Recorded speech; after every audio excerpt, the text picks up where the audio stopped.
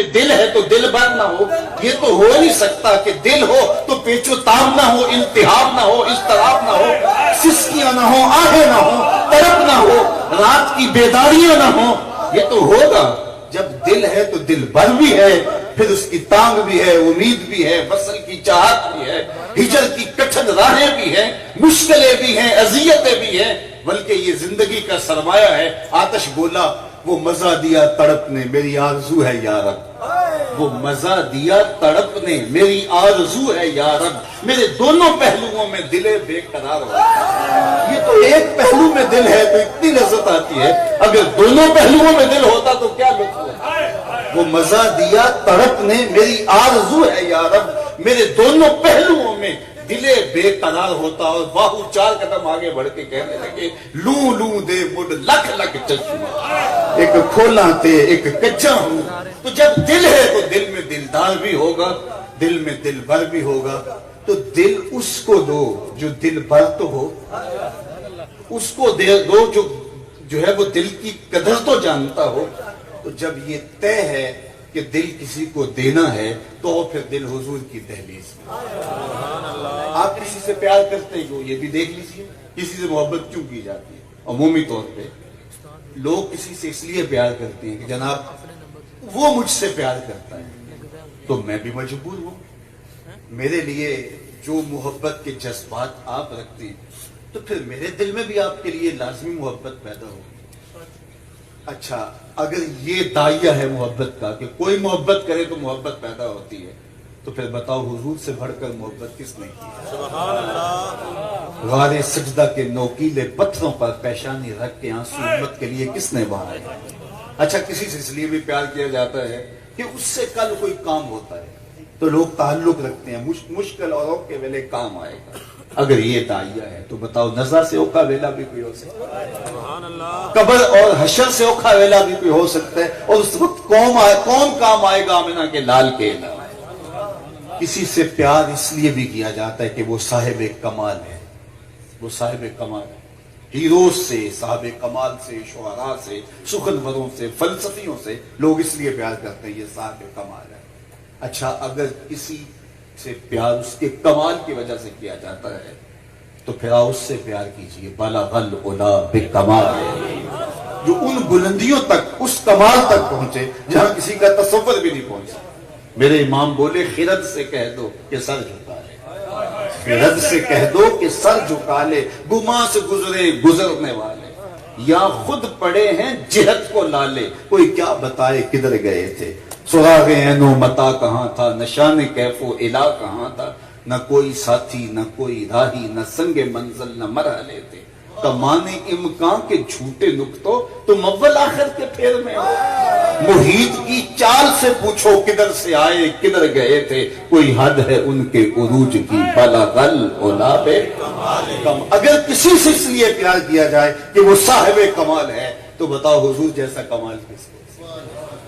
ابھی نغمہ چھیڑا لیکن وقت مختصر تھا تو قریشی صاحب نے بات وہاں چھوڑ دی, تو لیکن سننے والوں کے خیالوں میں تو ایک چمن کھلنے لگتا ہے اور بات کہاں سے کہاں چلی جاتی ہے کہ حضرت موسیٰ کا کمال یہ ہے کہ وہ کالی رات کے اندھیرے میں کالے پتھر پر کالے رنگ کی چیونٹی کو 9 فراسخ دودھ سے, ایک فرسخ 3 میل کا ہوتا ہے, 27 میل دودھ سے چلتا ہوا دیکھیں بھی رات کے اندھیرے میں, شب دہجور کی ظلمتوں میں, اور اس کے قدموں کی آہٹ کو سنے بھی.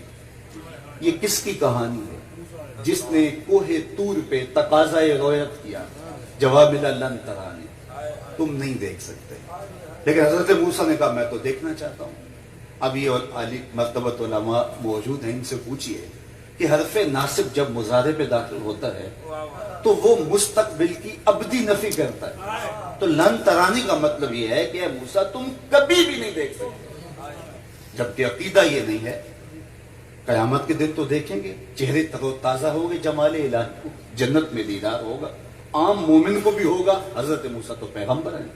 تو نفی یہ ہے لن ترانی, تم کبھی بھی نہیں دیکھ سکتے. مستقبل کی ابدی نفی ہے. لن ترانی, تم کبھی بھی نہیں دیکھ سکتے. تو پھر اس کا جواب کیا ہوا؟ جبکہ عقیدہ یہ ہے کہ دیکھیں گے. تو حضور کا دامن تھام کے عرض کرنا چاہتا ہوں، اس کا جواب یہ ہے کہ عبادت محذوب بھی ہم مانتے نا، مستقر عبادت مانتے ہیں. تو اگر مانتے ہیں تو پھر یوں مان لیجئے، لن ترانی یا موسیٰ حتی یرانی محمد صلی اللہ علیہ وسلم. اے موسیٰ اتنی دیر تک تم مجھے نہیں دیکھو گے جب تک محمد مصطفیٰ نہیں دیکھیں گے. اور میں ان چشتی بابوں اور بزرگوں کے ذوق کی نظر ایک جملہ کرتا ہوں کہ گویا اے موسیٰ میرے جلوائے حسن کا افتتاح نگاہ مصطفیٰ کی، پہلے وہ دیکھیں گے پھر کوئی اور دیکھے گا. لن ترانی تم نہیں دیکھ سکتے. لیکن ان کا تقاضا تھا کہ مالک میں تو ان کا تقاضا تھا میں تو دیکھنا چاہتا ہوں. علماء نے اس پہ لکھا ہے کہ جب کہہ دیا لن ترانی تو پھر کیوں تقاضا تھا؟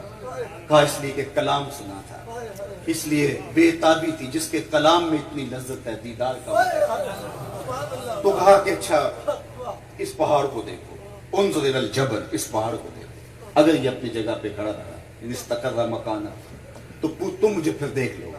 اب حضرت موسیٰ علیہ السلام نے پہاڑ کو دیکھا. لیکن یہاں ایک خوبصورت بات کسی نے لکھی کہ حضرت موسیٰ نے کہا مالک تو مجھے درختوں سے نظر آیا تھا. جب حضرت شعیب علیہ السلام سے واپس آ رہے تھے مدین سے تو راستے میں آگ لینے گئے تھے تو درخت سے آواز آئی تھی کہ میں تمہارا رب ہوں، اپنے نالین اتار لو. تو جہاں سے دیکھا ہو دوبارہ وہاں دیکھنا آسان ہوتا ہے. انسان کی فطرت طبع جو ہے وہ مانوس ہوتی ہے. تو کہا مالک تیرے جلووں کو تو درختوں سے دیکھنے کا آتی ہوں، اب مبذول کیا جا رہا ہے پتھر کی جانب. تو کہا موسیٰ گھر چلتے ہوئے ماں کو کیا کہا؟ حضرت موسیٰ ضیا نے دامن پکڑ لیا. کہا کہ میں تجھے تلاش کرنا چاہوں، کدھر جا رہے ہو، کہاں سے ڈھونڈوں؟ کہا اطلبنی علی الجبل، مجھے پہاڑ پہ ڈھونڈنا. کہا موسیٰ اس وقت سے تیری ماں کی نگاہ پہاڑ پہ لگی اور جدھر ماں دور سے دیکھتے بھی تھے، اس کے قدموں کی آہٹ کو سنتے بھی تھے کیونکہ کانوں نے کلام الہی سنا تھا. اب سنو ذرا کان کھول کے سنو کہ جس نے تجلائے صفاتی کے پرتو کا عکس پہاڑ پہ پڑتے ہوئے دیکھا، اس کی نگاہیں تو 50 کلومیٹر دور چلتی ہوئی رات کے اندھیرے میں چیونٹی کو بھی دیکھی. اور جو 18 سال کی مدت تک تجلیات ذاتیہ میں گم رہا اور آنکھ بھی نہ جھپکی اس محمد کی نگاہوں کا عالم. اسی لیے کہا انی ارا ما لا ترون واسمع ما لا تسمعون. اللہ اکبر. اللہ غور کیجئے، یہاں تو تھا خرا موسیٰ صائقہ نا، اور یہاں منظر کیا ہے؟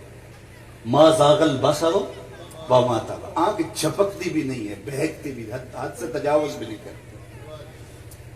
آپ نے دیکھا ہوگا کہ دنیا کے اوپر جب بھی کوئی نظر کسی نظارے کو دیکھتی ہے تو نظر نظارے کی تعریف کرتی ہے. ہمیشہ ایسا ہوتا ہے. آپ جاتے ہیں شمالی علاقہ جات میں تو واپس آ کہتے ہیں کیا نظارہ تھا، کوساروں کا منظر، برف پوش وادیاں. وہ اقبال نے کہا تھا نا کسی کشمیر کی وادی کو دیکھ کے من خدا را آنجا دیدم بے حجاب، میں نے اس کے جلووں کو وہاں بے نقاب دیکھا. تو جب کوئی ناظر کسی منظر کو دیکھتا ہے تو نظر منظر کی تعریف کرتی ہے. لیکن یہ پہلی مرتبہ ہوا کہ منظر نے نظر کی تعریف کی. ما زاغ البصر وما، کیسی آنکھ! یہ پہلی بار ہوا کہ منظر نے نظر کی تعریف کی. ما زاغ البصر وما طغى بلغ العلا بکمالہ. اگر کسی سے اس لیے پیار کیا جائے کہ وہ صاحب کمال ہے تو وہ زمانے میں لاؤ تو. اچھا کسی سے پیار اس لیے بھی کیا جاتا ہے اور سب سے بڑا داعیہ یہی ہے کہ کسی سے اس لیے پیار کیا جاتا ہے وہ سونا ہے. سب سے بڑا داعیہ جمال ہے. اگر یہ ہے داعیہ تو پھر آؤ نا اس سے پیار کرو. اتنا سونا مکھ چند بدر شاہ، متھے چمک دی لاٹ، کالی زلفت اکھ مستانی. اللہ اکبر. حضرت جابر بن سمرہ کہتے ہیں لیلۃ الادھیان تھی اور چاندنی رات کا منظر اتنا دل کشا تھا اور حضور دھاری دار یمنی چادر اوڑے استراحت کر. میں کبھی حضور کو دیکھوں کبھی چاند کو. پھر میں نے کہا کہ چاند نہیں میرے حضور ہی سونے. آسن اندی من القمر. تو وہ جمال دیا، وہ حسن دیا کہ کائنات میں. اللہ اکبر. سیدہ ام المومنین عائشہ رضی اللہ تعالیٰ عنہ فرماتی ایک دن کالے رنگ کی چادر حضور نے اوڑھی اور بکل مار کے مجھے بولے کیفا ترینی عائشہ، عائشہ بتاؤ کیسا لگ رہا۔ آج حسن بھی ناز میں آ گیا نا، اللہ کیفا ترینی عائشہ، عائشہ بتاؤ نا کیسا لگ رہا ہوں۔ تو ام المومنین نے جو جواب دیا وہ بھی سنیے، کہنے لگی حضور چادر کی سیاہی نے چہرے کی سفیدی نکھار دی، اور چہرے کی سفیدی نے چادر کی سیاہی نکھار دی۔ تو وہ جمال، وہ حسن، اللہ اکبر۔ ہر محب اپنے محبوب کی زلفوں کو شب دیجور کہتا ہے، سیاہ شب کہتا ہے۔ اعلیٰ حضرت کا بھی جی چاہا کہ حضور کی زلفوں کو کالی رات ہو، لیکن پھر ادب اجازت نہیں دیتا۔ کیسے کہوں؟ پھر عشق نے مدد کی، کہا چلو یوں کہہ لو، لیلۃ القدر میں مطلع الفجر، کہا شب نہ کہو شب قدر کہہ لو۔ ذرا دیکھیے من کو، لیلۃ القدر میں مطلع الفجر حق، مانگ کی استقامت پہ لاکھوں سلام۔ پھر وہ لٹکتی گنگریالی سیاہ زلفیں، اور زلفوں کی اوٹ سے حضور کی نظر آتی ہوئی گردن، اور پھر حضور کی گردن پہ جمع ہوا پسینہ۔ اب آتش کا ایک شعر اور میری گفتگو ختم۔ آپ اس ایک شعر کے نشے میں پورا سال رہیں، اللہ اکبر۔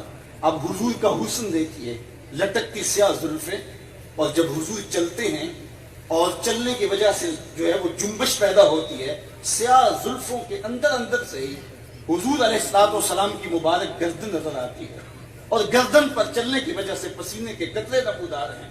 اب آتش تو بے خود ہو کے بولتا ہے، عرق آلودہ گردن، عرق آلودہ گردن زیر کاکل یوں دمکتی ہے۔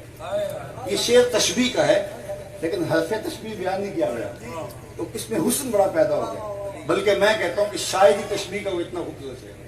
عرق آلودہ گردن زیر کاکل یوں دمکتی ہے، اندھیری رات ہے برسات ہے بجلی چمکتی، اندھیری رات ہے برسات ہے بجلی چمکتی، وآخر دعوانا ان الحمدللہ۔